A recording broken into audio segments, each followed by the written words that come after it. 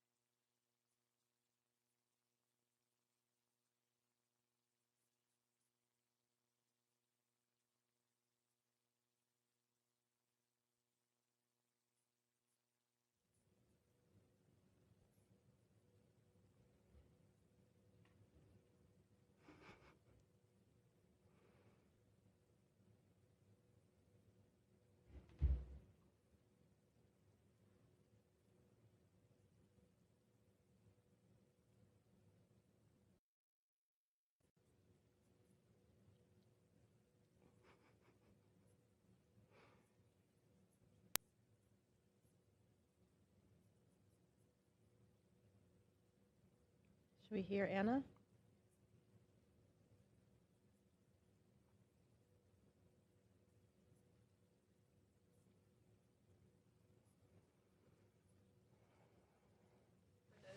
On social media. Good afternoon and welcome to NASA's Johnson Space Center. My name is Anna Schneider with NASA Communications, and today I am joined by the crew of NASA's SpaceX Crew-12 mission. Crew-12 entered quarantine on Wednesday in preparation for their upcoming mission, so we are in separate locations to maintain the quarantine protocols. Crew-12 includes NASA astronauts Jessica Meir and Jack Hathaway as commander and pilot respectively. Serving as mission specialists are ESA astronaut Sophie Adeno and Roscosmos cosmonaut Andrei Fedyaev. We will begin with some opening remarks from the crew before opening it up for questions here in the room and remotely. For those joining us on the phone bridge, you can press *1 to enter the queue and *2 to remove yourself from the queue. For those on social media, you can ask a question using the hashtag AskNASA. And with that, I will go ahead and turn it over to NASA astronaut Jessica Meir. Thank you so much, Anna. It is my absolute privilege to be here today to speak to all of you, and especially to serve as the commander for this very exceptional crew. This is, of course, my second trip back to the International Space Station. I'm very excited to be returning. We have another veteran space station flyer here as well on our crew, Roscosmos cosmonaut Andrei Fedyaev. Both of us are really excited to bring our past experiences and expertise to the very first flight for NASA astronaut Jack Hathaway and ESA astronaut Sophie Adeno. We love this kind of balance that we have of 2 veterans and 2 rookies to hit the ground running when we get aboard the International Space Station. When we arrive on board, we will be joining Expedition 74, our friend and colleague NASA astronaut Chris Williams, and Roscosmos cosmonauts Sergei Kudzverchkov and Sergei Mikhaev. The 7 of us will comprise Expedition 74, and then partway through the mission for the 4 of us, the Soyuz crew with Chris, Sergei, and Sergei will actually depart, and we will be joined by a new Soyuz crew, Pyotr Dubrov, Anya Kikina, and also NASA astronaut Anil Menon. So we're very excited to be up there with different personalities, all our friends and colleagues working together on board the ISS. As I'm sure you're aware, we will be doing a multitude of different scientific experiments and technology demonstrations and tests on board our orbiting laboratory of the International Space Station. As a physiologist, of course, I'm very excited for the multitude of physiology experiments. We will do experiments ranging from bone and muscle health, our cardiovascular, blood flow, what's going on in all of these systems during the changes that we experience in microgravity. There's an experiment that's looking at the small muscles in our necks and how they can support us in different gravitational phases. There will be images of our brains taken pre- and post-flight to look at any changes to the brain that happen during microgravity and space missions. We will be testing and incorporating a new exercise system called E4D, which was developed by the European Space Agency. This will be an incredibly exciting asset because it will be very important for future exploration missions like those on NASA's Gateway, the small orbiting laboratory that will be around the moon in the future as part of the Artemis program. We even have a new experiment called Relax Pro that Sophie and I will be participating in that's looking at meditation and mindfulness and how that can benefit astronauts on space missions. We will also be part of a study called manual piloting. This is another really cool aspect because it's not just about our lives on board the space station or just in microgravity. It is looking toward applying these results to future lunar landing missions. So we will be actually having to do a simulation of landing on the moon. We've done some tests here on the ground. We'll do more when we're on board the space station and then more upon return.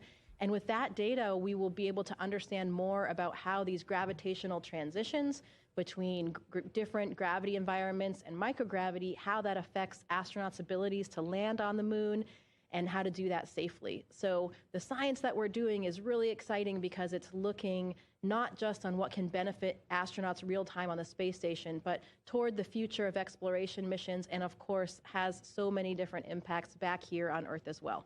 We look forward to speaking specifically to more of those experiments, if you like, in your questions. I'd just like to wrap up by saying we are incredibly grateful for all of the ground teams here, NASA, ESA, Roscosmos, all of the international teams that trained us all around the world prepping for these missions, and of course our family and friends who have supported us this entire way. This mission is not ours alone. It truly is for everybody that has helped us get here and for all of humanity. Thanks, Jessica. I feel well trained. I'm ready, and we're all ready to go when the rocket's going to launch in 12 days. Thanks, Jack. And yes, not only we're ready and well qualified, but also, we're also very bonded together. We built trust as a crew together, so ready to lift off. Yes, yeah, of course, we are ready to share it with you. Go Crew-12! Thank you. And with that, we will go ahead and open it for questions, both here in the room and on the phone bridge. As a reminder, for those on the phone bridge, please press *1 to enter the queue and *2 to remove yourself from the queue. And when called upon, please state your name, affiliation, and to whom your question is addressed. We will start here in the room with Richard Tu. Richard Tu of the Post newspaper. A question for both Jessica and Andre. As the veterans, what advice do you have for our newest space travelers coming up with you and for Crew-12? Thank you. You know, it's difficult sometimes to give advice to these professionals. They're so prepared in every way technically. The one thing I usually talk about is the thing that you can't prepare for, and that's just what it feels like to be living and working in microgravity 24 hours a day. I like to describe it as when you arrive on the space station, you're kind of like a newborn because you've mastered all of these other technical things, but it's the basic newborn skills that you don't necessarily have. Those are the ones that are really difficult to figure out how to do when you first arrive, how to eat, how to drink water, how to go to the bathroom. So we've had some discussions about all those things, and of course other astronauts and cosmonauts provide tips all the way down. But I think the most important thing is that both Andre and I will be there in person to help guide them through, and you know, selfishly we'll get to experience it again for the first time because nothing is quite like the very first time you feel this prolonged weightlessness. Andre? I would like to add only one thing, guys. I would advise you, give you advice, only one, to get a pleasure from your space flight. That's it. We will go on to our phone bridge now. First up is Jonathan Siri with Fox News. Thanks so much for your time. This question is for Jessica. You had touched on your excitement about the medical experiments you'll be conducting on the ISS. If you could elaborate further on how these experiments will benefit longer duration missions to the moon, but also to Mars. Thank you. Yeah, certainly. I mean, I think it's different for every individual experiment, but overall, when you're talking about the physiology and medical experiments, it's understanding how the body adapts to microgravity for long periods of time. Now, we have a wealth of data already from the decades past that we've done research with all of our international partners. So we have a very, very solid foundation of these systems, but there still are some unanswered questions and things that are poorly understood. I'll use one example to illustrate that, and that's an experiment called B-complex.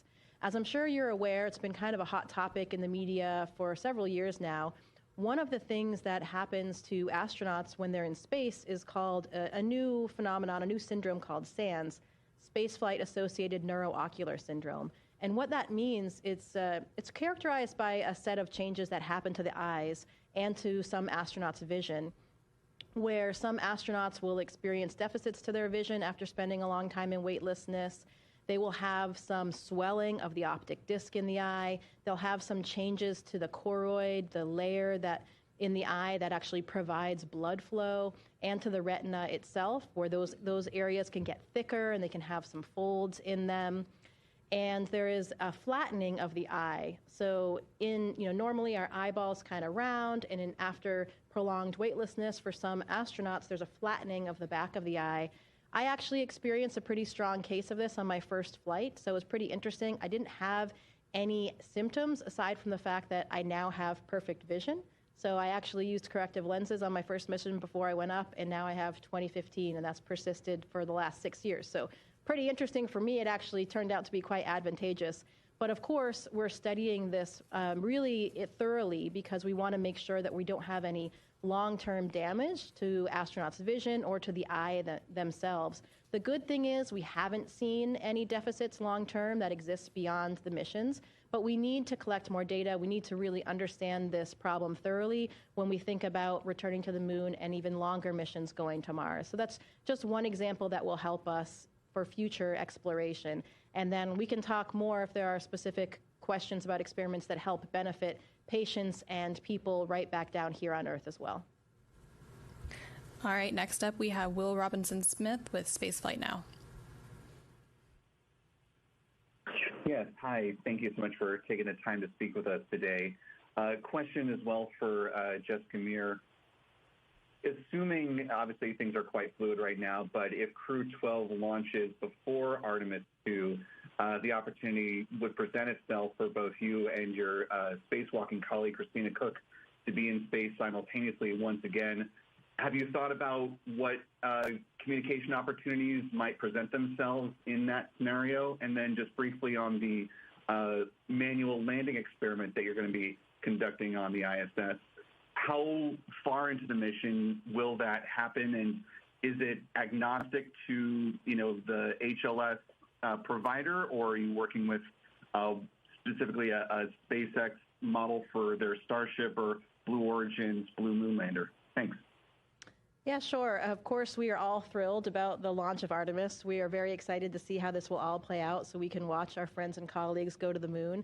The really cool part of it is that if we do launch before Artemis, we'll be on board the International Space Station, and part of their flight plan actually involves a call to the ISS. So would be really excited to be able to talk to Christina, as you mentioned, and also my classmate, Victor Glover, and kind of my astronaut uncles, Reed Wiseman and Jeremy Hansen. So hopefully we'll have the opportunity to do that connection. I don't think we'll have another kind of during the flight event during their mission, but of course we would welcome that if anyone can come up with anything. But I know that there is that scheduled event, and we're all very excited to be all in space at the same time. It's really interesting how things work out. As far as a manual piloting study, it is agnostic to the provider. So we have undergone, I think all three of us have been subjects for that. So we've undergone several sessions already here on the ground. And it's a simulator that the science team put together. So it's not specific to any particular provider. It's kind of basic piloting skills and landing skills to look at the problem in general, not for either specific provider at this point. And that will occur at various time points throughout the mission. Normally for experiments, especially physiological ones, we want to gather data early in the mission, partway through, like midway through the mission, and then towards the end to see how the human body is changing and adapting. And then, of course, the most important will be getting a data point as quickly as we can when we return to gravity as soon as we land. So that's how, I'm not sure exactly which days of the mission, but it'll be roughly divided up between the early, mid, late, and then post-landing time points. All right, next up we have Marcia Dunn with the Associated Press. Yes, hi, for Jessica, anyone else who would like to chime in. How hard is it for you and your crew not to be distracted by the Artemis 2 launch campaign, flying to the moon, astronauts flying to the moon for the first time in half a century, et cetera, et cetera? And also, have you had to go through any extra medical checks or procedures in advance of launching, given that the last crew had to cut their mission short for medical reasons? Any additional precautions in space to avoid any health surprises? No additional testing. I think the managers answered this question in their conference. We are already do a very thorough screening for us pre-flight, so nothing has come up additional. There's a lot of confidence where we are right now, and I'll hand off to Jack for the first part of the question. Yeah, thanks for the question.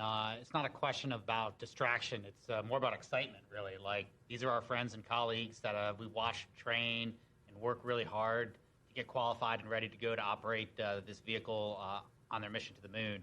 And we're just all really excited to see what they're going to be able to do. We're excited to be part of it, part of the NASA mission with our international partners to achieve these exploration goals. And so it couldn't be cooler that they're in quarantine and we're in quarantine. We're trying to launch 2 rockets roughly around the same time. It's a pretty exciting time to be part of NASA and part of this expanding mission as we go to the moon and beyond.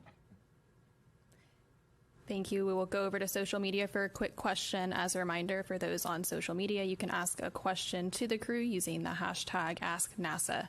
So Monica Lynn Fisher on Facebook asks, what are ways you guys prepared for this flight? She says, I've always admired astronauts and always wondered what you guys have to do in order to be mentally and physically ready. Yeah, thank you for the question. Actually, the training is quite a long journey. It's actually already a mission in itself. So training is gaining a lot of skills that are very unique to spaceflight. So first, we get to learn what is the ISS system composed of, and so that we can understand what acronyms are used and what systems are here to operate. We need to learn how to repair them, because it's exactly the same as in a house. At some point, you might have to repair the toilets, to fix some, I don't know, some hot water thing, or, we need to take care of this house. It's not only a very high-tech laboratory orbiting, but it's also our home, so we need to be able to repair this. We also gain a lot of skills in emergency training, and for this, we need to be able to take the hat of a firefighter, the hat of a emergency room doctor, the hat of, I don't know, whatever plumbing repair work. So there are a whole set of skills that we need to train for. And especially for emergency situations, we not only train the crew together, the 4 of us together, we also train with Russian Soyuz crews that, as Jessica mentioned, Sergei, and Chris are already there. So we trained with them the whole expedition together in the Scale 1 mock-up of the ISS here at NASA Houston. We also train with the ground control teams, because in the end, all this works because there is a ton of people working on the ground helping us and supporting us and maintaining the systems. And so we need to be able to be sure that communication goes well in case of an emergency in particular, but also for nominal everyday tasks. So we train with them as well. And so these are the technical skills. Now we also become a crew together. We spend a lot of time. We learn to build trust among each other because, of course, we are doing a risky job where all of our lives relies on the other's skills and competence, and we trust each other very much for that. So there is a lot of out-of-the-box training, I would say, to be sure that even if we are pushed towards our limits, we know very well our crewmates and we still trust them. We can operate together even in a risky environment, even if stress is increasing. And so we do survival trainings in the water, winter survival training, and all kind of survival trainings. Yeah, so very exciting training. All right, next up we have Charlotte Cossit with AFP. Hi, thank you so much for doing this call. I wanted to ask a question to Jessica Meir and Sophia Deneau. As you're both preparing to launch at a particularly symbolic moment, as the first crewed lunar mission with a woman is also set to launch soon, I wanted to ask, how do you feel regarding this? Sophie, you will also be the second French woman astronaut to ever fly in space. So I was curious to know, what do these milestones represent to you both? Yeah, this was something that I spoke to often after the first all-female spacewalk with my colleague, Christina Cook, again, as mentioned. And I think for us, we are all equally trained. For us, it doesn't really matter who's doing what, because whether it's a spacewalk, a robotic capture, or a scientific experiment, we are all fully trained and ready to go. So the assignments doesn't really matter who does what. That's how I kind of thought about things in the beginning for the spacewalk as well. Christina and I were just going out the door and doing our job that day, but it did take on a lot more significance to me over time as I saw the outpouring of enthusiasm and support that we received from people all around the world, from all walks of life. And that is something that we really reflected on and did not take lightly. You know, that meant a lot. And to me, what it means really, it's for the generations of minorities and people that were truly pushing the boundaries earlier that got us to where we are, where now it just feels incredibly normal for Sophie and I to be doing exactly what Jack and Andre are doing. There's no question. But the only reason we feel that is because of all of the hard work and glass ceilings that were broken for the generations of women and minorities before us. And so I hope that for them, they are the ones that can truly celebrate and revel in these achievements. Sophie? Yeah, I could not agree more with you, Jessica.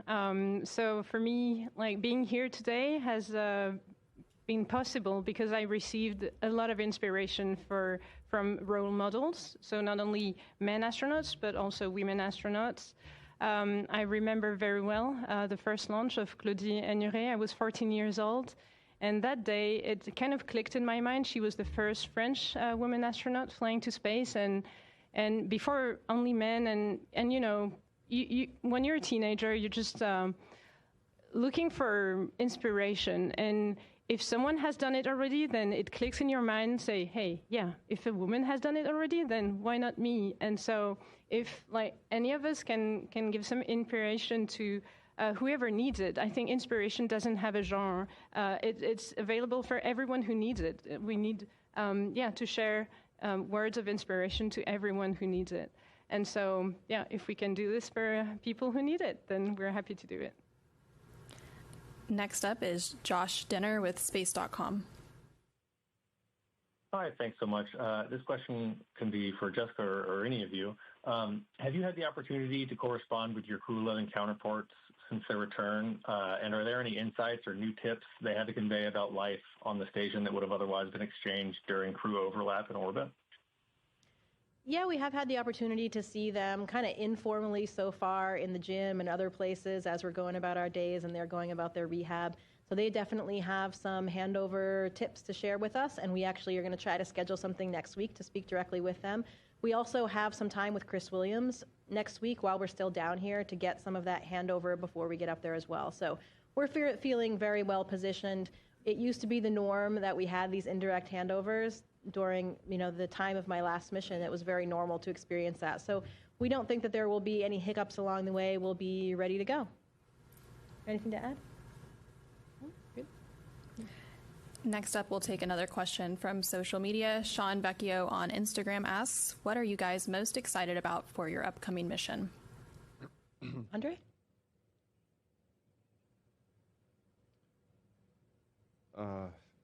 Если позволите, я по-русски отвечу. Чего ждем? В первую очередь, конечно же, успешного старта, затем выполнить всю работу, которая нам запланирована нашему экипажу на борту станции, выполнить ее качественно, и успешно вернуться домой. И особенно, лично мне, я уже, и Джессика, я думаю, тоже видела, точно видела Землю с высоты орбиты. И мне, конечно же, хотелось бы еще раз посмотреть и насладиться теми видами, которые открываются с этой высоты на нашу Землю. Восходы, закаты, и многое другое, что мы можем увидеть с этой высоты. So basically, he said he's looking forward to all of it. A successful launch, all of his work on board the space station, and a safe return, and especially the incredible views that we're all so fortunate to have from the International Space Station. He said it much more eloquently than that, I promise you. So, Jack, Sophie? Да. Jack, Sophie, anything? I think it's one of the things I look forward to is the small things that exist in just a completely unbelievable environment. Like one of the favorite parts of my day normally is getting up, it's quiet in the house, I'm having a cup of coffee, and I'm reading the news and just kind of getting ready for my day. And in a few weeks, I'm going to be able to do that same thing, but I'll be looking out the cupola while I'm doing it. And I'm going to be surrounded by friends. We're going to be floating around in microgravity and it's just going to be this normal part of my day in this completely incredible environment. And that's a pretty exciting kind of thing for me to look forward to. So I'm pretty excited about that. I think also we are very happy among the crew to be able to share it with everyone, because it's a lot of excitement for us, of course, but it's also a lot of excitement from people who stay on the ground. We've received a ton of support from people we're working with, we have been trained by, but also from people we don't even know. Sometimes we receive postcards or drawings from kids that say, hey, go for it, go Crew-12. And so we're very excited to share our enthusiasm with everyone. Yeah. All right, next up we have TJ Mascaro with the Epoch Times. Hi, TJ Mascaro with the Epoch Times. Thank you so much. My question is for Jessica and really any other crewmates who want to chime in. The International Space Station expeditions have always been about learning how to live and work in space and go on these long duration missions. But while you guys are up there, there's a chance that one going around the moon will be happening at the exact same time. Does that add any new sense of immediacy or more direct, like more of an obvious sense of a direct correlation, especially when it comes to the new exercise equipment or the lunar landing simulations? Do you feel like there's a more obvious direct correlation or a sense of immediacy compared to your last flight? Yeah, certainly. I think that it does make it all feel much more real. Everything that we do at NASA is incremental. We build upon the previous steps and successes and lessons that we learned from previous missions. So the reason why we are here right now, ready to embark on the very first crewed Artemis mission, is because of the wealth of data that we have from platforms like the ISS. So we're very excited to continue with that. But I think, I know, of course, we've been talking about returning to the moon for quite a long time now, and it always seemed like, okay, we're just not there yet, it'll come in the future. I didn't think that it was going to necessarily happen during my career. I remember very vividly standing there and watching the Artemis 1 launch. I was pregnant at the time, and I was standing next to Christina, so it was one of these very core memories. And watching that rocket launch was really extraordinary. The feeling of the power of those engines that really nobody on Earth has felt since the decades before with the Apollo missions. The scale of it is really different in terms of how it feels and sounds to watch a rocket launch. And that was the moment for me where I was like, wow, this is real. Like, this is happening now. We are going back to the moon. And the next time that this rocket launches, it will be with my friends on top of it. So that for me was the moment that really made it all come together. And now we're right here on the precipice of the Artemis 2 mission, of their launch. And the fact that they will be in space at the same time as us, it is, as Jack was saying earlier, it's so cool to be an astronaut now. It's so exciting to think that we have all of these different prospects and to think about the work that we're doing. Of course, for the entire last 26 years, all of it has benefited these future missions, and in continuing some of these experiments that will help us with our first landing missions on the moon, it makes it even more worthwhile and rewarding for us. Next up, we have James Dowling-Healy with the West Hartford Community Interactive. Good afternoon. This is James Dowling-Healy with West Hartford Community Interactive.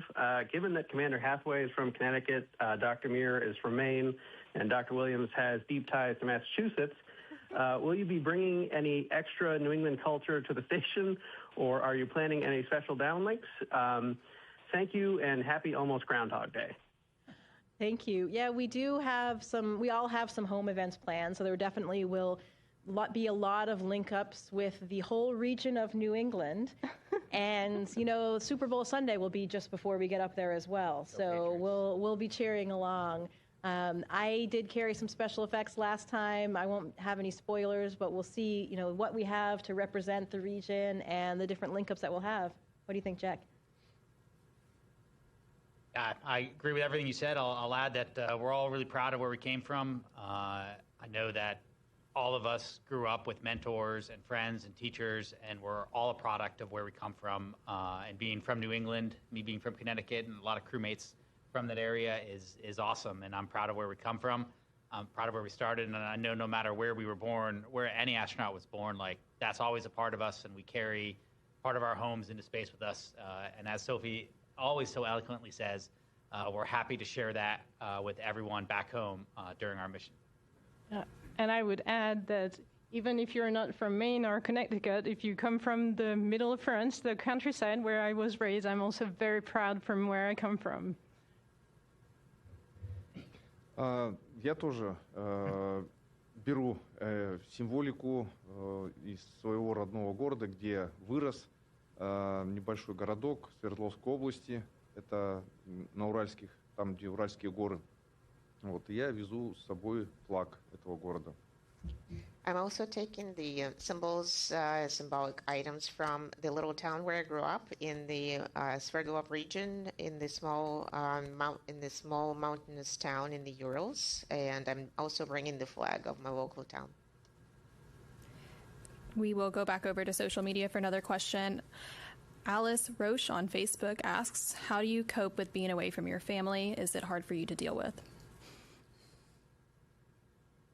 Well, I'll start off there. For me, this flight is entirely different. When I flew last time, I did not have a husband and a child, and now I have both of those. So I know at the end of my 7 months last time, I actually wanted to stay longer. I wasn't ready to come home. And this time perhaps will feel a little bit different since I'll be leaving my 3-year-old back here. But everything that we're doing on board the space station is so exciting. It keeps us going, it keeps us invigorated, and it's easy to not miss things back at home. Of course, we will miss our family, our friends, our loved ones, but I hope that what we're doing will be exciting enough and important enough, noteworthy enough that one day when she's old enough, she'll appreciate that time away that we had. Just to add maybe with what Jessica said, and I totally agree with all of this, we are also very connected to the Earth and to the people we love. We can do some video calls or phone calls. We can write emails. So it's also easy to keep in touch and to keep contact. Of course, we are very busy on board, and especially I think will be a very busy expedition mission with a lot of tasks to do. So we'll maybe not have that much time to think about like what we miss and what we don't miss, but because we'll be very busy. But for what matters, like being in touch with the one we love, we will be able to do that with a connection, thanks to emails, phone calls, video calls. I'll use your question to take the opportunity to thank my family, and I think on behalf of all the crew to thank our families, because they're the ones that sacrifice quite a bit to put up with our careers as we move around the country and go different places and support us and take care of the home front while we're on a training evolution or activity, or we go to the space station for 8 to 9 months. Our families are the ones that are at home taking care of the house, taking care of the kids, making sure they do their homework, and just keeping everything in order so we can pursue our dreams. So from the bottom of our hearts, thanks to our families for doing that for us. Agree. We'll take another question from social media real quick. Robert Guzman on Facebook asks, are any of the astronauts taking a musical instrument? And if so, which instrument did they choose to take?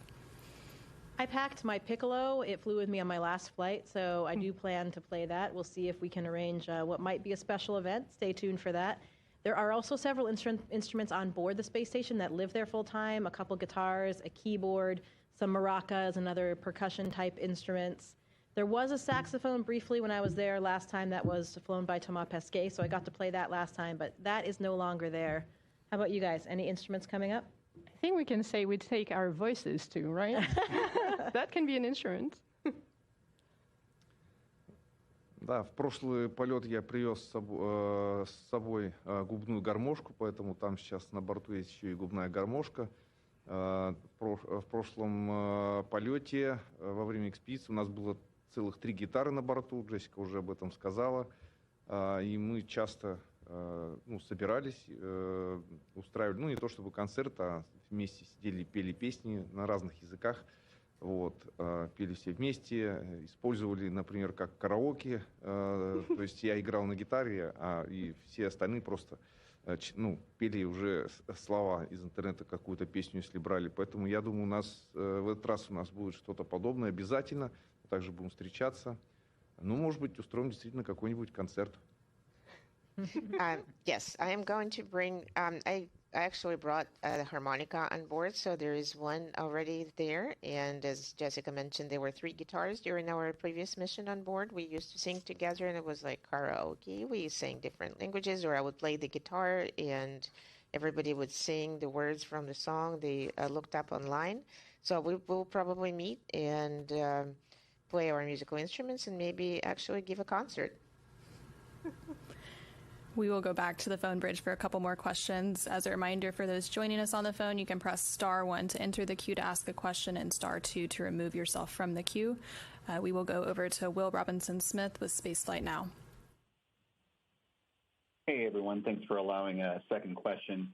You kind of hit on it with the musical instrument, but maybe beyond that to all 4 of the crew members, what's an important personal memento that you're bringing aboard with you to station, and why that item?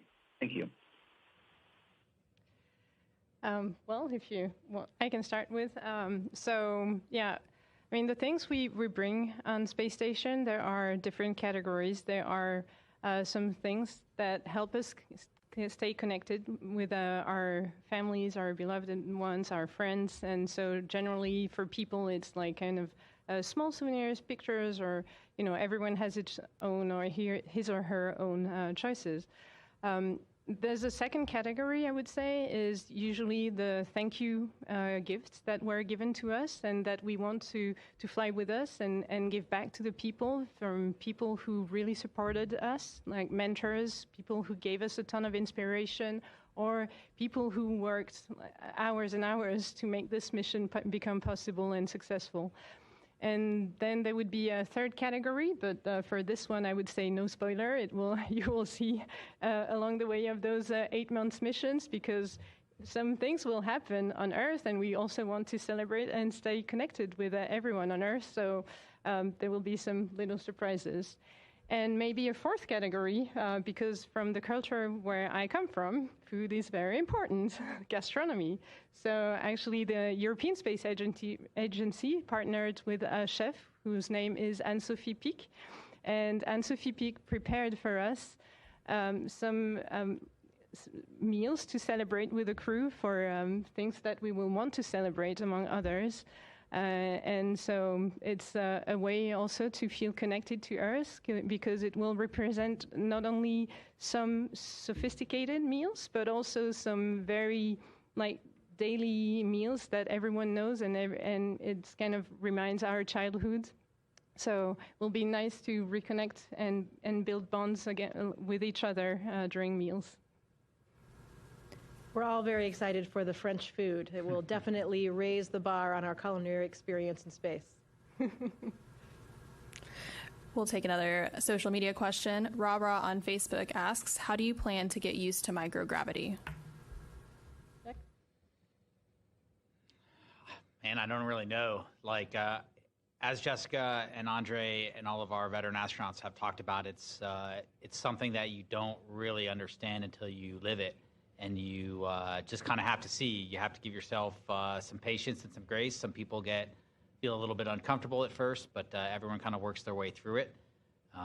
And I haven't heard anyone come back and not be absolutely in love with being able to float around and twist around and touch things and create little globes of water and play with their food and do somersaults through the lab. So it's a very exciting thing. It's one of those things you can't really know what it's going to be like for you until you get into it, but we're certainly excited to see what happens. Back on the phone bridge, we have Marcia Dunn with the Associated Press. Yes, hi. Question for Sophie. Have you been in touch with Claudie Henier? What is she telling you about your upcoming flight? Might she be coming for launch? And why do you think it's taken so long to put another French woman into space? Thanks. Yeah, thank you very much for your question. It's a really good one. Actually, it cannot be more to the point. I received a beautiful letter from her just today. It was very emotional. She was giving me all the final advices. I almost have a lot of emotions just saying this. She's been like really supportive since I was selected, and she gave me always advice, like not being too much present because she knows we were so busy with training, but she was also, quietly present and say, hey, if you need any advice, I'm here. And sometimes I just picked up my phone and she answered and say, hey, maybe you'll go through this and that, and giving advice, So yeah, she really not only inspired me since I was 14 years old and her first launch, but she also has been a very good mentor until this point, and I cannot thank her too much. She will be here for launch, and I'm very happy that she will be able to be here. But wherever she would be in the world, I know she would be supportive anyway. Yes. So just I really wanted to thank her, and she's been an amazing mentor. We have James Dowling-Healy with the West Hartford Community Interactive. Hi, good afternoon. James Dowling-Healy, West Hartford Community Interactive again. I know that photography is often a favorite pastime up in space and that you get sort of official and unofficial training in that. Are you looking forward, given the increased solar activity lately, to getting some fantastic aurora photos as well as other great photos? Oh, absolutely. The solar activity is far beyond what it was during my last mission, so I'm really excited for that. I know that everybody in the world has seen the beautiful, breathtaking photos and time lapses that astronauts have been sending down lately. Thanks to that, we also have some newer cameras on board the space station than when I flew, so helps us capture those images even more easily. So very much looking forward to the photography. Space photography is quite difficult. The way the lighting is constantly changing when you have all of the light, coming onto the Earth, it can be quite challenging. So there's a lot to learn up there, and I'm very much looking forward to a lot of photos. How about you guys? Yeah, photography is kind of a key piece of the astronaut training we get. In addition to all of the awesome Earth photography that we get to do of the environment and our hometowns and places we visited and weather, we also do quite a bit of photography inside the station as a way to document what's happening to hardware or document what's going on during an experiment. So thanks to the photography training team here at Johnson Space Center that have walked us through all of the settings on all of the cameras and the video recorders. So we're prepared to use that equipment to further the mission. We will take our final question from social media. It comes from _rnixl.7e on Instagram, who asks, what did you love about space when you were a student like me?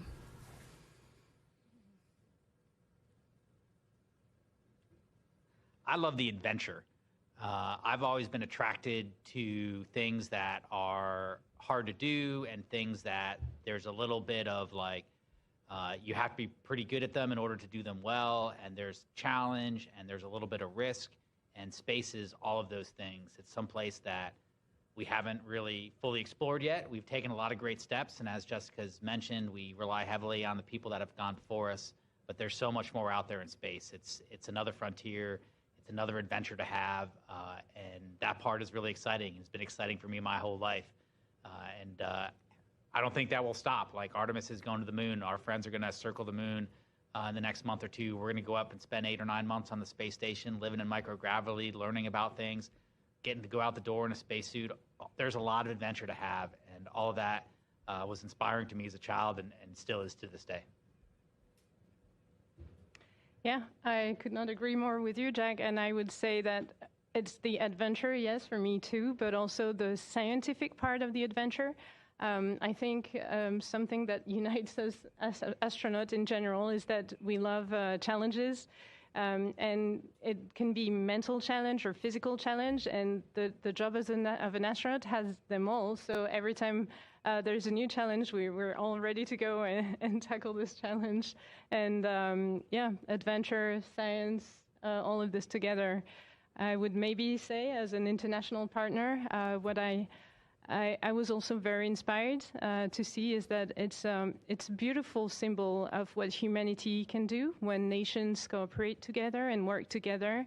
And whatever happens on the Earth, this As International Space Station is celebrating 25 years of continuous presence of people from all of the continents, and I think it's a very beautiful symbol that we all keep deep into our hearts, the astronauts, and also the ground team and everyone working for this. So spaceflight is a beautiful symbol of humanity, what humanity can do.